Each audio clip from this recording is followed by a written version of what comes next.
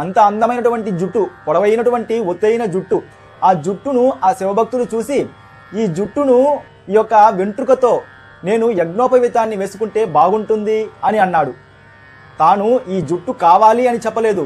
ఈ జుట్టుముడి యజ్ఞోపవీతానికి బాగా ఉంటుంది అని అనగానే మానకంజారర్ నాయనారు ఇక వెనుకు ముందు ఏమీ ఆలోచించలా. తన చేతిలో ఉన్న కత్తిని తీసి కూతురు నమస్కరిస్తూ ఉండగా తమ కూతురు యొక్క జడ ముడిని పట్టుకొని కత్తితో కోసి ఆ వచ్చిన శివభక్తుడికి చేతిలో పెట్టి తాను, తన భార్య, తన కూతురు ముగ్గురు కూడా తన యొక్క జడముడిని ఆ శివభక్తుడి చేతిలో పెట్టి నమస్కరిస్తూ ఉండగా ఆ వచ్చిన శివభక్తుడు అంతర్ధానమైపోయాడు. అంతర్ధానం అవ్వగానే ఆకాశ వీధులలో ఆ పార్వతీ పరమేశ్వరులు వృషభ వాహనం పైన దర్శనమిచ్చి మీ యొక్క కుటుంబం యొక్క భక్తిని ఈ లోకానికి చాటి చెప్పడం కోసమే నేను ఇలాంటి లీలను చేశాను అని ఆశీర్వచనం చేసి అంతర్ధానమయ్యారు.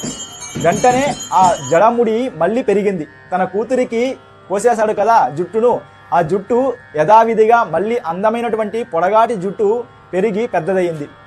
ఈ విషయం ఆ వస్తున్నటువంటి వరుడు యయర్కోన్ కలికామర్ నాయనార్కు తెలిసి